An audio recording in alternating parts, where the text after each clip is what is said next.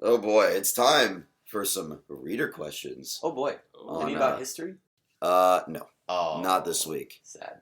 But our first one comes from Sully GT on our From the Rumble Seat comment section from last week. What is the bigger jump in talent level? Alcorn State to USF or Pitt to Clemson? So, Cade, I think you actually crunched the numbers on this one, being the economics major that you are. Oh, dude, economical engineer, actually. I mean, everything is a type of engineering at Georgia Tech. You can do that. Gotta Yeah, love them exactly. partial You can derivatives, engineer man. some labels. Man, I wish I had my soundboard pulled up because I could play You Can Do That, but I failed. We'll hook it up eventually. It'll happen. But yeah, so I did look at the numbers because the way the question was phrased, it said from a purely talent perspective, not necessarily from a how much are we willing to lose by perspective Oh. or win by perspective. But actually, when I looked at it, what I did, I went back and looked at the 24/7 composite rankings for each class. So basically, the average star ranking for each player in each class for Clemson, Pitt, USF, and Alcorn State from 2013 to 2018, which is the past 6 classes. And the results are that the difference between from Alcorn to USF and Pitt to Clemson is exactly the same. So from Alcorn to USF, you saw a differential of 0.0475 recruiting points in the 247 sports rankings, and Pitt to Clemson was 0.0477.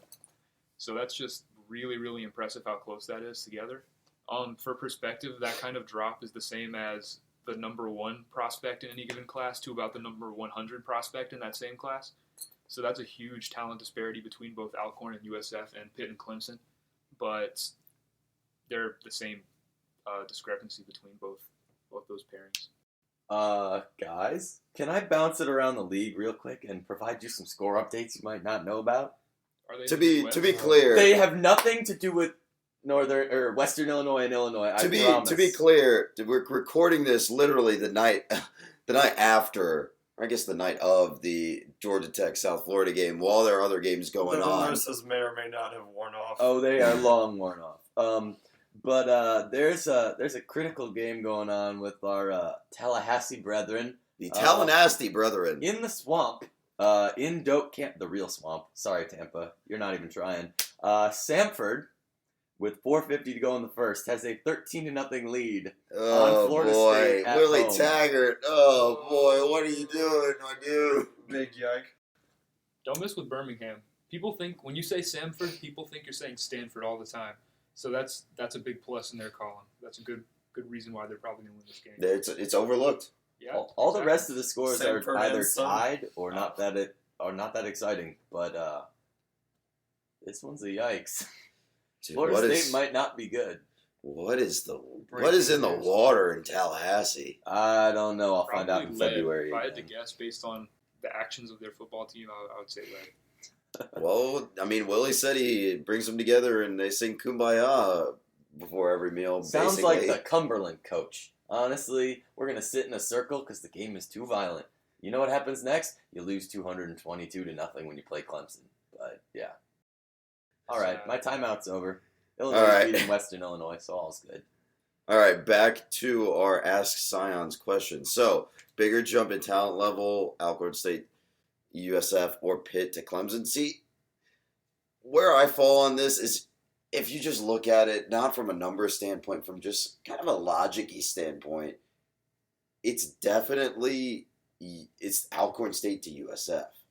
Because USF is in an entirely different recruiting pool in terms of the players available to them than Alcorn State. Alcorn State is an FCS HBCU. It's a smaller school.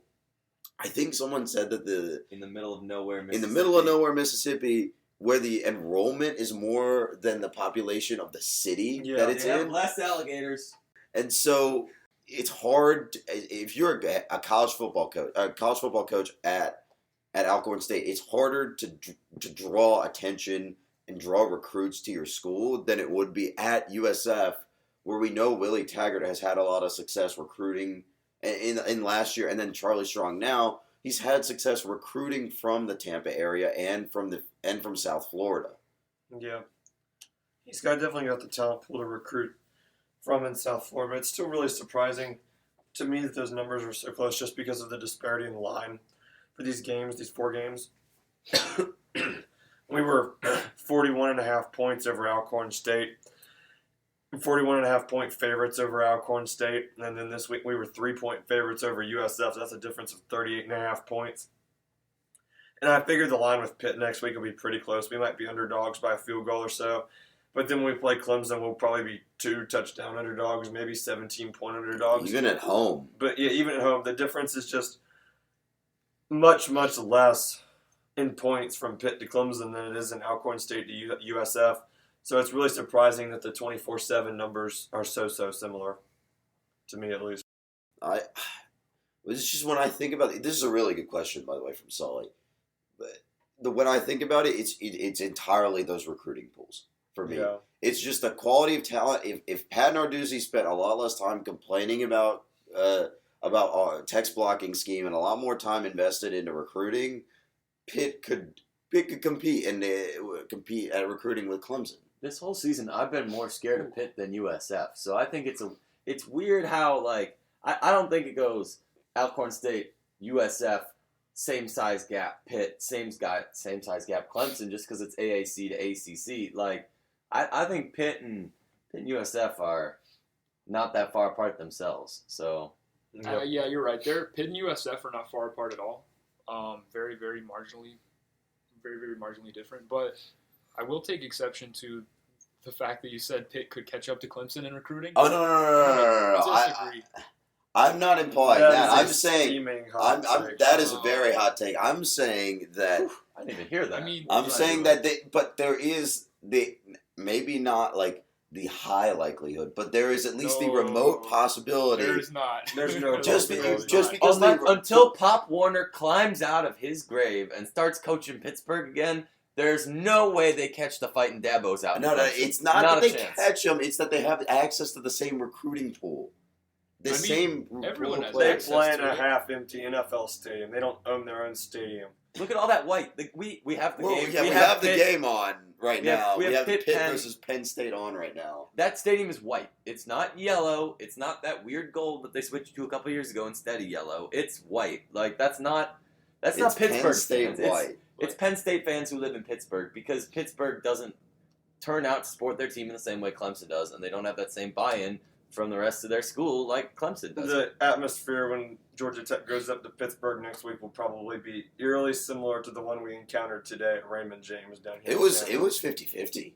Yeah, Yeah, was I would 50-50 honestly and say it was not crowded. 50-50. I mean, There was not a soul in the upper deck, that's for sure. I mean, it was Raymond James is 66K Yep, total 66,000. capacity.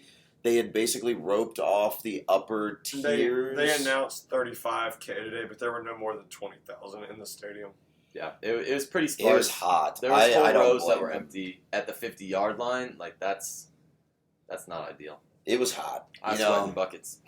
yeah. But Oh boy. All right. Let's move on to the next question from @Patrick_chat. If your head coach, and this is something we touched on earlier, if you're head coach Paul Johnson, do you keep quarterback Tobias Oliver in during the third quarter after he scored 21 points, or do you bring back Taquan Marshall as what happened? You know, I'm definitely someone, player loyalty is great. Player coach loyalty is great. And that makes Paul a great person for putting Taquan back in and trusting him with the offense. But you got to go with the guy that has the hot hand. Tobias Oliver has led 3 straight scoring drives. USF is having trouble adjusting to the way that he's running the offense. And the simplification of the playbook under Oliver, I think you just got to keep going with Oliver in that case. I think, but we don't know how Tobias Oliver's passing is going to look. That's fair. Taquan Marshall's passing today, except for after he got injured. If you discount the weird floaty interception thing and the desperation heaves in the first half, his passing looked pretty darn good. He was hitting a lot of his throws. He was putting them pretty on the hit money. Clinton Lynch pretty much in stride. I mean, there was that one where Quay Cersei parked out on the flats and just was like, give it to me. But he still made that pass right at the numbers. But we can't discount that, though, because we're talking about Tobias Oliver and whether he should have come back in. And like you said, his passing changed and it wasn't nearly as good at the very end of that game after he came back in with that injury. So, I mean, to go back to the question of if I would keep Tobias Oliver in, I absolutely would. It's hard for me to imagine him being that bad of a passer that it would justify giving away all the momentum that we had. Coming out of high school, he was regarded as probably a better passer purely than Taquan Marshall was coming out of high school. That doesn't mean they have the confidence of the coaching staff by any means, but I would keep him in every single time. Let me take the opposite stance for a minute and say that. Oh boy, he's playing devil's advocate. Uh-oh. I would have brought back Taquan Marshall just as Coach Paul Johnson did. And the reason is that, you have Oliver out there for 3 drives. He scores 3 touchdowns. But it's 3 drives. It's a very, very small sample size. And considering that Marshall started the entire year last year and the first 2 games this year, it's very clear to me that the coaching staff sees that they have a better chance of winning a game with Marshall playing quarterback than with Oliver playing quarterback. They can open up the playbook more. They feel comfortable throwing, whether Marshall's going to hit the throws or not. They've got more things they can do running the ball. And overall, it just seems like the estimated points per drive, if we break it down all the way to that, is more when Marshall's in there, at least according to the coaching staff, than it is with Oliver in there. So I think what they were doing by putting Taquan back in there was saying, you give us the best chance to win this game when it gets close here in the fourth quarter. A better chance than Oliver does. I just struggle with that a lot because it's not even like it's a hypothetical or anything. We just saw that it was not a good choice to bring him back in when he was injured. I mean, he started all of last year, but I wouldn't describe there as being a huge wealth of options behind him to start. And Tobias Oliver was certainly not one of them because Paul Johnson doesn't play true freshman quarterbacks pretty much at all. But it's hard for me to reconcile how successful he had been, even if it is a small sample size. The sample size Taquan Marshall's had this year is incredibly small also. And Tobias Oliver did come in and lead successful drives against Alcorn State in week 1. So going 3 for 3 is hard to call a fluke, especially when it's a system like we run where it's so quarterback dependent all the time.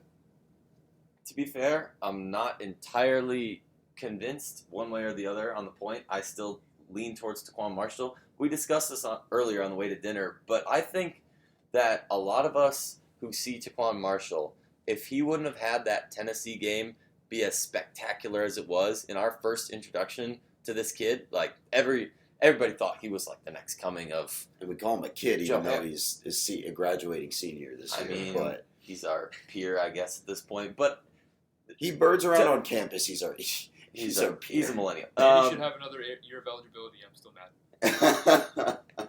I mean, I shouldn't have had a second hot dog at Portillo's. I'm still mad. But anyways,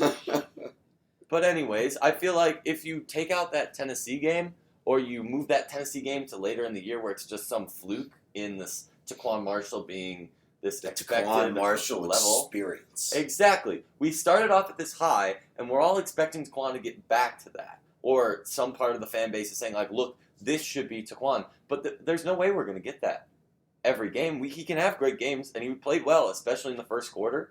He had a good game. Doesn't really disprove the Tobias Oliver thing, but it doesn't mean he's a bad quarterback or a bad option for running the offense either. I mean, but we've seen a whole year with him, and it was a year where you went 4-7, and in a year you shouldn't have gone 4-7. So I'm just struggling to. It feels like people don't want to consider making changes because just because someone's an incumbent doesn't necessarily mean I don't think they're the best one for the job still. They definitely should have the upper hand in keeping the job, but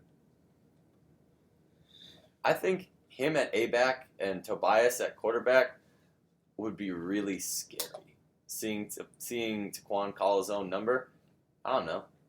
I think the best. You could even work some trick plays into that, too. I think the best alignment might be what we were talking about earlier, where Taquan is the starter, but Tobias is playing as the Tim Byerly type, short yardage situation, pound. Like, the Matthew Jordan. Yeah, the Matthew Jordan, the Tim Byerly type in the red zone.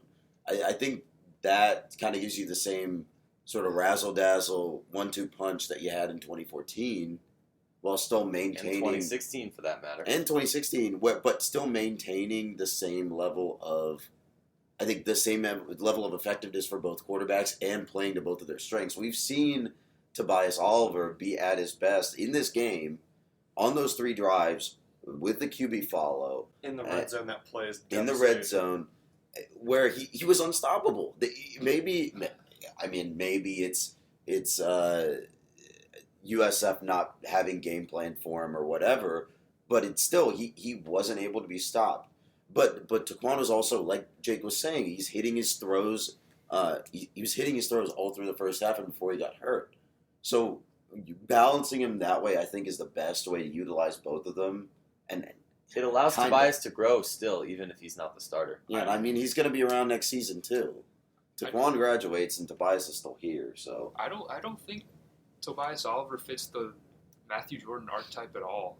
I mean, I don't think the strengths of his game are at all the types of things that we saw from Matthew Jordan, who is like Mr. Fundamental, guy you could trust to run plays effectively, even though you didn't want to open up the whole playbook for him. But Tobias Oliver is not a strength guy. I think Taquan Marshall is more of a strong bulldozer type guy that you would want on the goal line as opposed to Tobias Oliver. I mean, the only times we've really seen him struggle is on the goal line, in my opinion, because we had the full 4 downs played against Alcorn State with Tobias on the goal line that ended in a turnover on downs.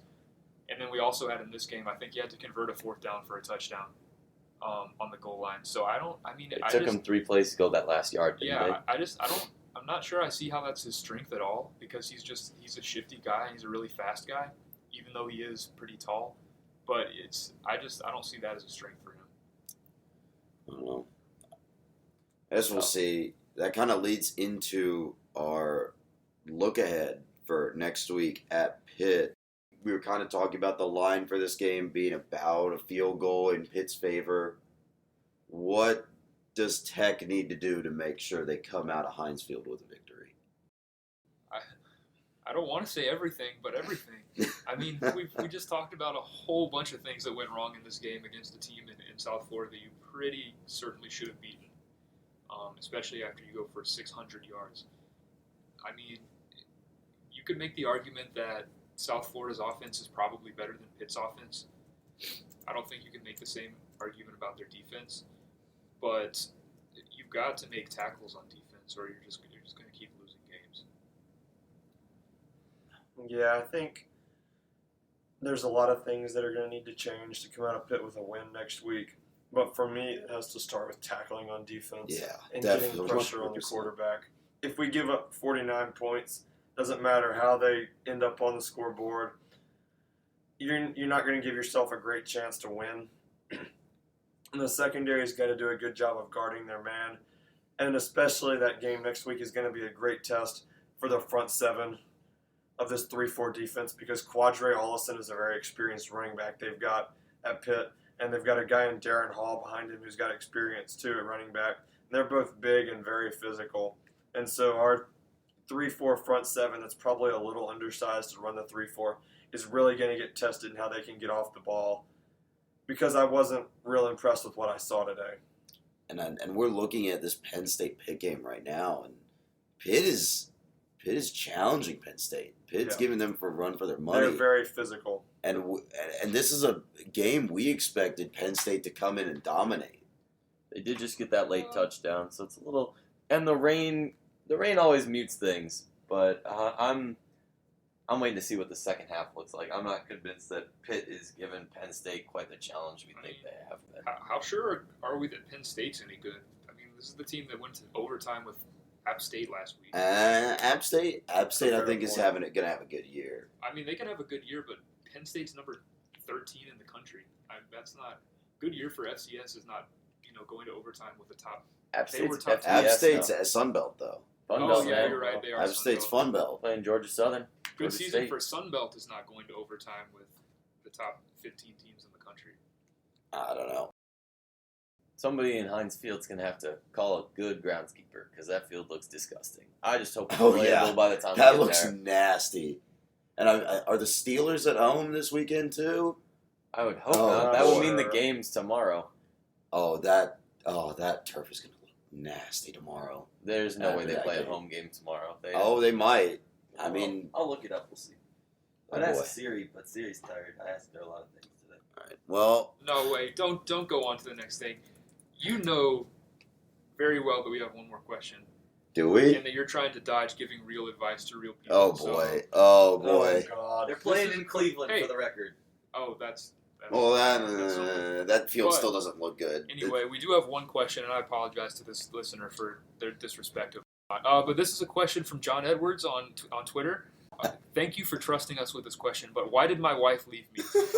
Well, we discussed this at great length before we started recording, and Mr. John Edwards, your name is John Edwards, and you're asking me why you were having marital issues. John Edwards. So the question is, why did my wife leave me? Asked by John Edwards, who should probably look at his birth certificate and realize that his wife left him because his name is John Edwards. That is why, John. Can we talk about the wonderful atmosphere of USF really quick before we move on to these prop bets? The enjoyable fans whom we interacted with. Oh my God, that is one of the worst away experiences that I think I have ever had. Down in front, Akshay. Sit down. You're at a football game. Don't you know you should be quiet and clap quietly? No, you're allowed to stand when they stand. When something happens. Yeah, who they is remains a mystery because it could be one person across the stadium, or it could be everybody in the It could stadium. be Buzz. For those at home, let me give you some background.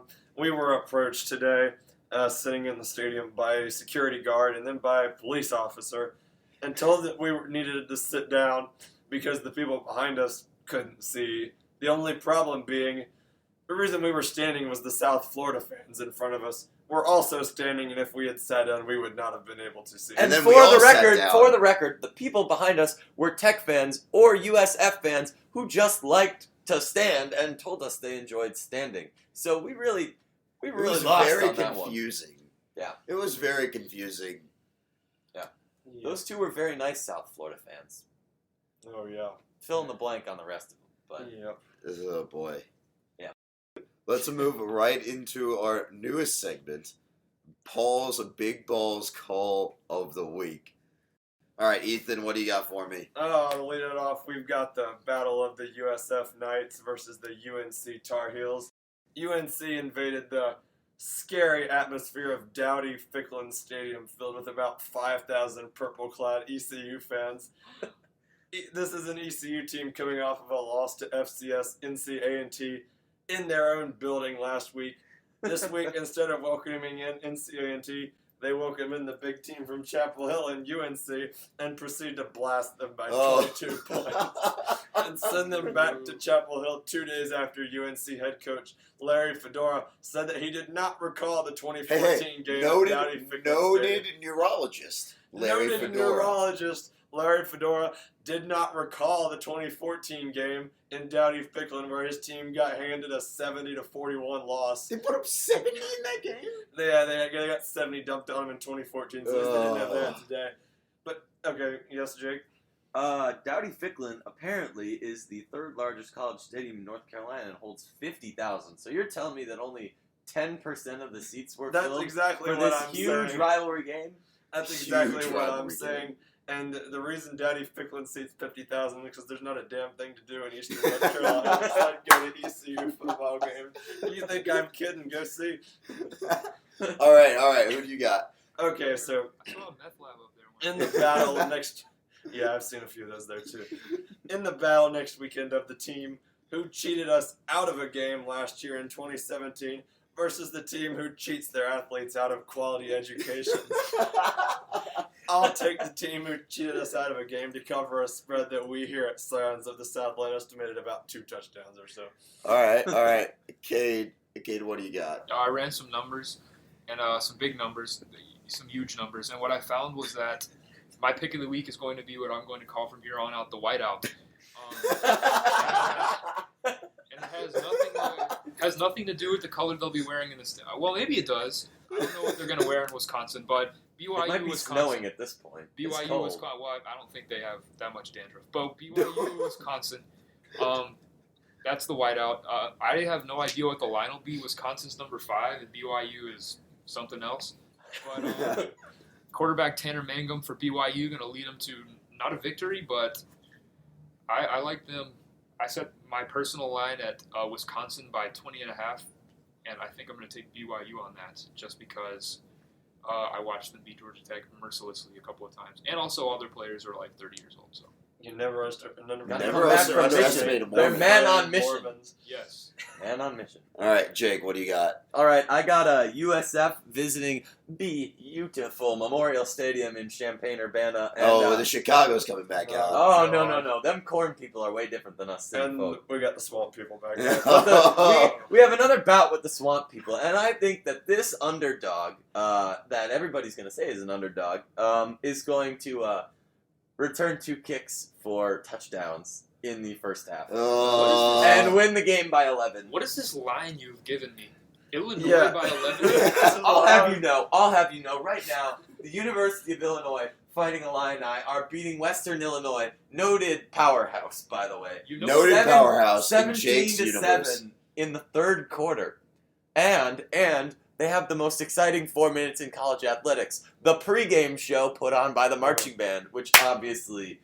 For the record, Will help. Jake Grant pegged the line for this game at Illinois by 11. And let me just say, I would be surprised if they have it UCF less than 11. Oh, hold on. I would be surprised if Illinois scores 11 points in this game. Yeah. All right. That's beyond my. Sometimes you gotta mean, bro. You know how decimals work, right? Like that was not supposed to be 1.5 or like 0.115. No. No. 11.5. Illinois is not going to be favored in that game. That's Oh, my my, no, God. absolutely not. All right. I love you. That's a personal problem. You should get that checked out. Anyway, so my Gotta kill some to alligators. finish somehow. off. To finish this week's off- big balls calls. my big balls call of the week is going to be Rutgers at Kansas. All right, But hold on. No, we're Hold done. on. That does not deserve airtime on this. No, podcast. no. Hold on. I'm not going to talk about the spread of the game because this is going to be a dumpster fire.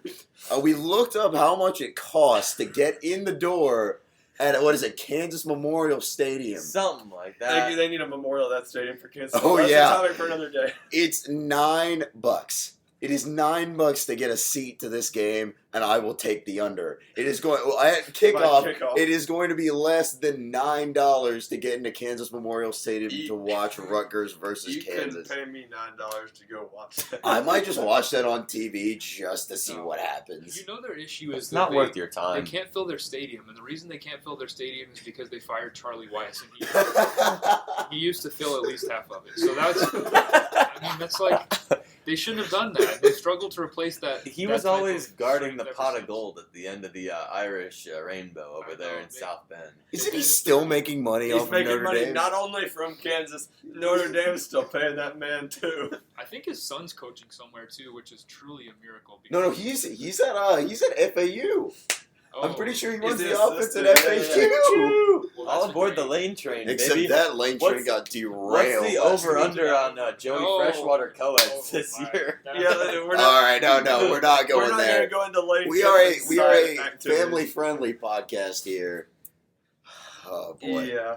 All right, we've gotten into a lot of hijinks today, but I think that about wraps Much it more up. Fun live. Wraps it up from Tampa, Florida.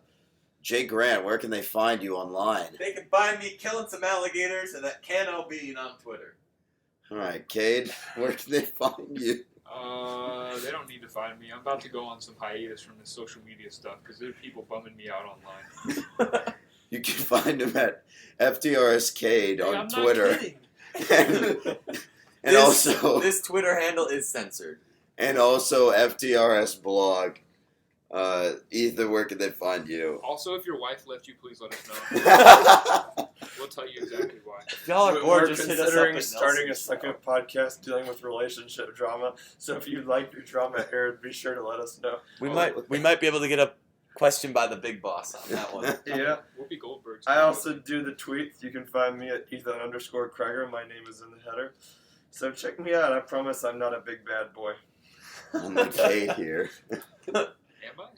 Are you? You're the one that's quitting Twitter over this game. You Well, can also it's not find over us this Mondays game. and Wednesdays at Chick-fil-A at 11. You can find Jake Grant at the Georgia Tech Student Center Chick-fil-A most days at around lunchtime or dinner time. Or both. All right, I'm not on Twitter, but all my articles come through FTRS blog, so find me there. And with that wraps up another episode of A Scions on the Southland, and we will see you next time on The Flats. Peace out.